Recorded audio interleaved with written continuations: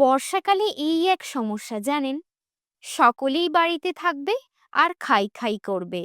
এখন তাদের মিষ্টি খেতে ইচ্ছে করছে, তাই সিমুই বানানোর আবদার। কি আর করি বলুন, ভালোবেসে চাইলে না বলতে পারি না।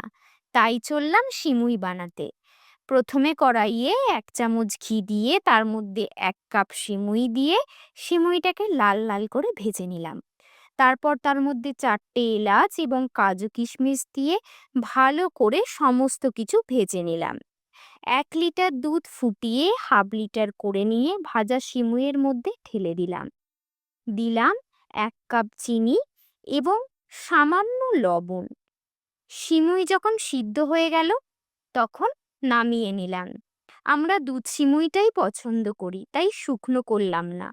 ভিডিওটি ভালো লেগে থাকলে অবশ্যই লাইক, শেয়ার এবং কমেন্ট করবেন। অসংখ্য ধন্যবাদ।